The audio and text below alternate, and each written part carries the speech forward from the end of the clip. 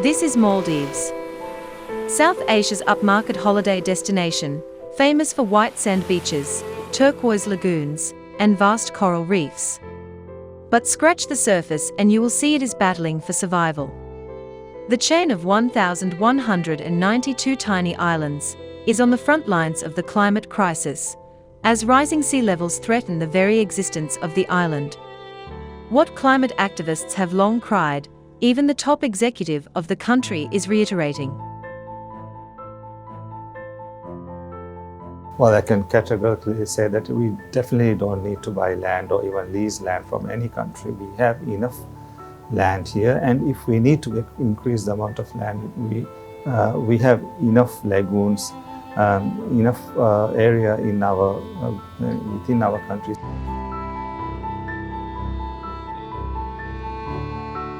While asking for $500 million in foreign funding to protect vulnerable coasts, Muizzu promises the low-lying nation will beat back the waves through ambitious land reclamation and building islands higher.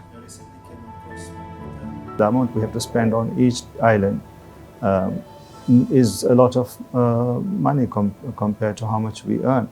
And so for sustainable long-term development, the idea is for population and development to be consolidated with the idea of regional urban centers being developed. So that's the reason why we reclaim land. But even when we do that, we take into account the environmental issues. The country capital, Malé, is one of the most densely populated pieces of land in the world, with 65,700 people per square kilometre. Reclamation projects have already increased the country's land mass by about 10% in the past 4 decades, using sand pumped onto submerged coral platforms, totaling 11 square miles. We have been reclaiming some islands, and one of the main reasons we are having to do this is also because we have run out of space in most of the islands where people live, and also being impacted by coastal erosion and coastal flooding. We are looking into how we may be able to use this as on how we can adapt to it.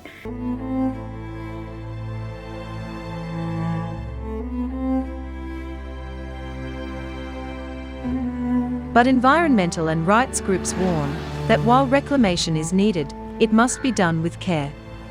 In a recent report, Human Rights Watch accused the authorities of failing to implement their own environmental regulations, saying reclamation projects were often rushed and lacked proper mitigation policies. We do get a lot of sediments. Of course, the sediments do accumulate on the reefs, and of course, this will also suffocate the reefs, destroy the reef. We do pay a huge price for these projects going on. Environmentalists fear politicians and businessmen viewing the shallow lagoons as potential reclamation sites to turn a quick profit. While accepting reclamation projects are required, environmental groups urge for care. Day by day it's getting damaged, and coral bleaching is happening around very often now.